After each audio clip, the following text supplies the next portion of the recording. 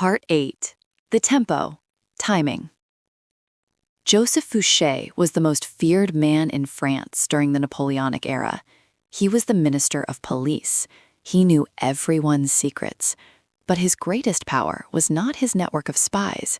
His greatest power was his patience. Napoleon was the opposite. Napoleon was a man of speed. He moved armies faster than anyone in history. He made decisions in seconds. He was a hurricane of energy. Napoleon hated Fouché. He fired him multiple times. He threatened to shoot him. But Fouché never reacted.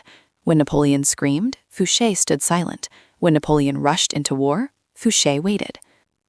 Fouché knew that Napoleon's speed was his greatest strength, but also his fatal flaw.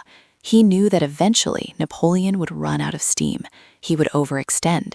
He would make a mistake. And Fouché just waited for that mistake. In 1815, after the Battle of Waterloo, Napoleon's speed finally failed him. He was defeated. Panic swept Paris.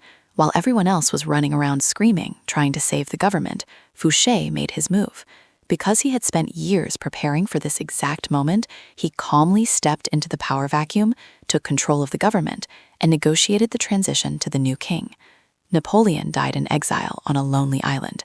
Fouché died in his bed, a wealthy and powerful man. The tortoise beat the hare. Welcome to Part 8 of the Strategy of Power.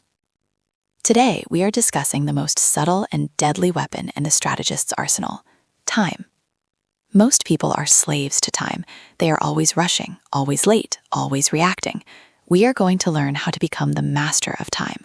We are covering Law 35, Master the Art of Timing. The Disease of Hurry. Robert Greene writes, "Never seem to be in a hurry. Hurrying betrays a lack of control over yourself and over time." Look at the modern world. It is built on hurry. Act now. Limited time offer. Answer this email immediately. We are addicted to speed. We think that if we are moving fast, we are being productive. This is a lie. When you hurry, your vision narrows. You see the problem right in front of your face, but you miss the cliff edge 10 steps ahead. Hurry creates anxiety. Anxiety creates bad decisions. Bad decisions create failure. The master of power operates on their own internal clock. Have you ever seen a true leader in a crisis? Everyone else is running. They are walking slowly. By walking slowly, they signal, "I am not afraid. I have time. I am in control." This terrifies their enemies and calms their allies. The 3 types of time. To master Law 35, you must understand that time is not one thing. It is 3 things. You must master all 3. 1. Long time. Defensive. This is the game of compound interest. It is the ability to wait years for a payoff. Fouché played long time. He knew that regimes rise and fall. He didn't bet on the trend of the month. He bet on human nature. In your career, long time means ignoring the get-rich-quick schemes. It means building a skill set that will be valuable in 10 years, not just 10 minutes. It involves managing your emotions so you don't quit just because you haven't succeeded in week 1. 2. Force time. Offensive. This is where you use time as a weapon against others. You can disrupt an opponent's timing by forcing them to wait or by forcing them to hurry. The stall. If your opponent is eager and ready to fight, you delay. You reschedule the meeting. You ask for more paperwork. You make them wait. As they wait, their energy turns into frustration. They start to make mistakes. The rush. If your opponent is cautious and thoughtful, you demand an immediate decision. "I need an answer by 5 p.m. or the deal is off." You force them to skip their analysis, increasing the chance they will sign a bad deal. 3. End time. Execution. This is the moment to strike. Patience is not passivity. You wait and wait and wait until the moment is perfect. And when that moment arrives, when the enemy is weak, when the market crashes, when the opportunity opens, you switch from tortoise to tiger. You act with overwhelming speed and force. Fouché waited 10 years, but when Napoleon fell, he took control of France in 24 hours. Modern application. The FOMO trap. The greatest enemy of Law 35 in the 21st century is FOMO, fear of missing out.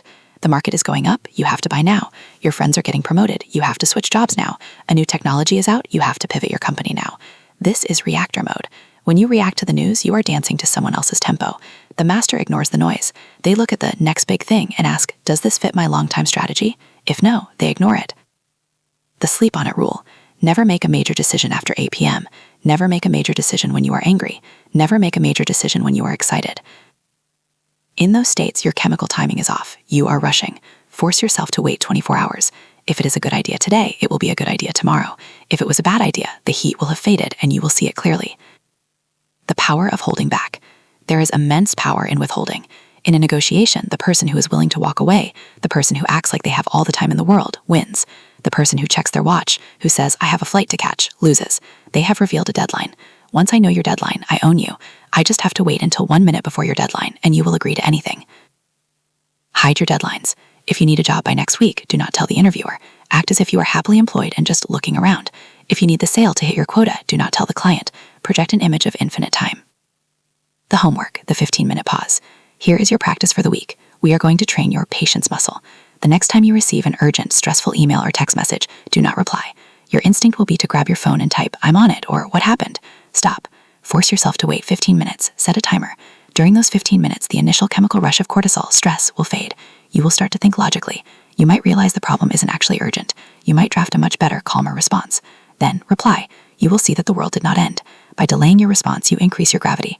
People respect the person who replies thoughtfully more than the person who replies instantly. Time is the only thing you cannot buy. Do not give it away cheaply. In the next part, we are going to look at the darker side of attraction. We are going to learn why logic fails teen-lit people and why you must appeal to their fantasies if you want to control them. We are going to talk about the seduction. I'll see you in part 9, the seduction.